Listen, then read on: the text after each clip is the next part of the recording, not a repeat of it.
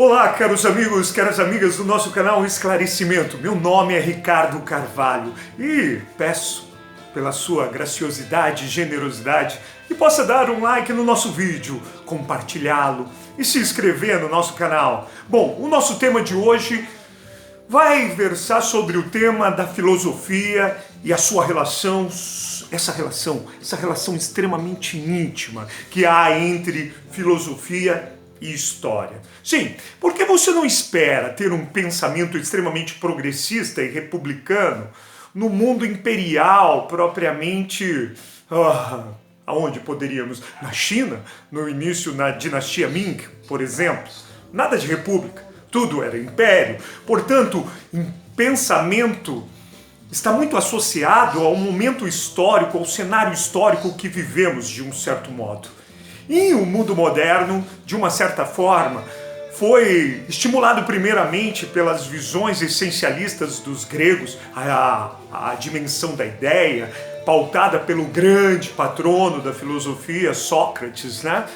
Mas, recentemente nós vemos uma projeção, a história se torna muito mais efetiva dentro da ordem do pensamento, e o primeiro cara a dar consciência disso, que pensamento e história estão aladas ou caminham juntas, vai ser o nosso querido Hegel. Conservador pra caramba, ou figurinha conservadora. Para você ter uma ideia, o senhor Hegel, ele tinha aquela visão assim de que a África era um lugar onde a razão ainda não havia chegado.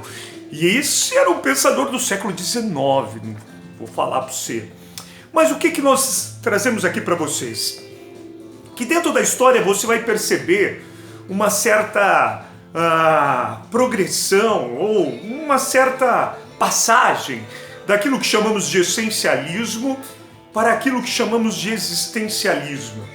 E isso vai dar razão para que venha surgir filósofos como Søren Kierkegaard no século XIX. O próprio Nietzsche vai ser uma figura marcada por um certo grau de existencialismo, embora haja ali o seu romantismo, né?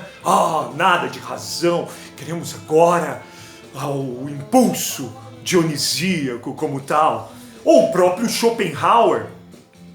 E, efetivamente, no século XX, as figuras como Heidegger e o nosso querido Sartre, e que citaremos aqui também Camus.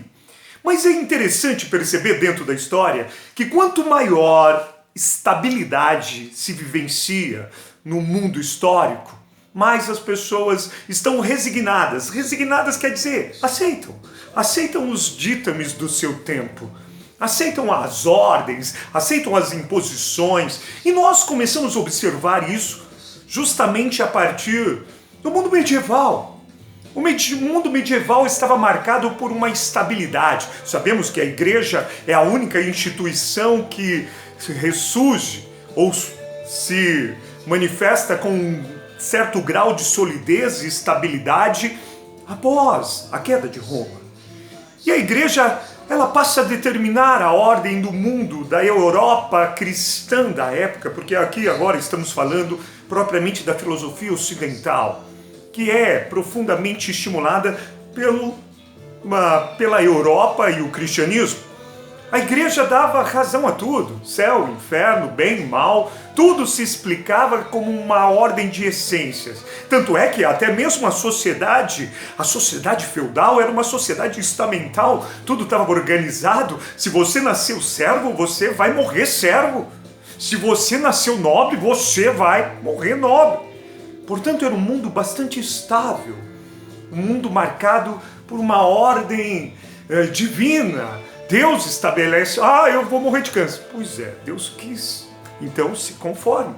Portanto, uma essência metafísica representada por uma instituição política, que no caso ali era a igreja, dava estabilidade à vida das pessoas. Quer ir para o céu? Pague as indulgências. Olha, quer ir para o inferno? Bom, aí Deus pode te condenar a qualquer hora. Bom, mas a ideia é de que o mundo estável leva as pessoas a aderir muito mais resignadamente a uma aceitação do mundo essencialista, né? Uma essência, e aqui no caso, o elemento divino determina a ordem do mundo e estabelece para você e para mim algo que devemos nos resignar, aceitar. E isso vai se evoluindo. No Iluminismo, século XVIII, muitos vão dizer, poxa, olha agora, o Iluminismo é a expressão máxima da liberdade humana. Bom, não é bem assim.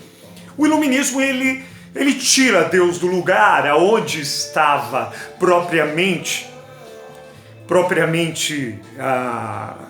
a igreja, né? A igreja colocava Deus no lugar como o detentor. Você não tem o que fazer.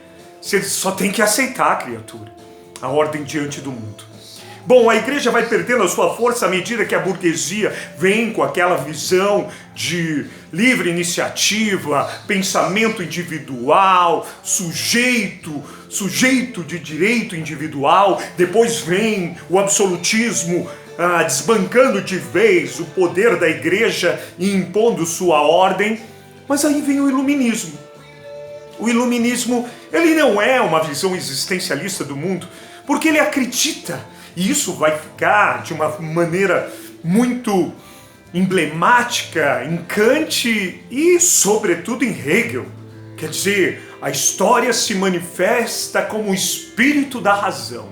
A razão vai nos levar a construir uma sociedade totalmente justa, marcada por igualdades. É só conferir aos indivíduos serem guiados pela razão. Bom, agora você não tem que aceitar mais as ordens de um ser divino, mas você agora é guiado por este ente metafísico, abstrato, que é a razão. É um essencialismo, mas um essencialismo otimista. Não é um essencialismo resignado do mundo feudal, que aceita. Tá bom, Deus que quis. Não, agora deixe ser guiado pela razão, que vós construirás um mundo totalmente novo, um mundo em que a razão será a grande detentora da vida. O otimismo essencialista dos iluministas neste momento. Mas logo acaba-se o século XVIII e nós vemos despontar com todas as forças, com todos os matizes, com todas as cores, a expressão máxima da Revolução Industrial. E essa manifestação matemática da economia, gerida e impulsionada e acelerada pela ordem da Revolução Industrial. A vida das pessoas começaram a experimentar um pouco mais de insegurança. Pessoas foram arrancadas das terras aonde nasciam e cresciam, onde os seus ancestrais ali viveram, e foram jogadas para as cidades. Diante de um universo e um cenário urbano extremamente incerto e insalubre das fábricas, essas pessoas que estavam ali respirando um certo otimismo no final do século XVIII, aceleradamente por conta da Revolução Industrial, agora experimentam a instabilidade de habitar em lugares precários, de ter que trabalhar até a morte, de viver esse cenário insalubre da vida nas cidades. A Revolução Industrial desestabilizou a vida daqueles. E é justamente ali, nesse universo no qual a vida urbana faz com que os indivíduos experimentem essa instabilidade, que vai surgir Kierkegaard, a angústia, a existência. Não, este mundo não tem ninguém por nós, nem Deus, nem a razão. Somos nós lançados à nossa própria existência, da qual eu, você, cada um de nós deveremos exercer nossa determinação pela escolha. Vou crer ou não vou crer?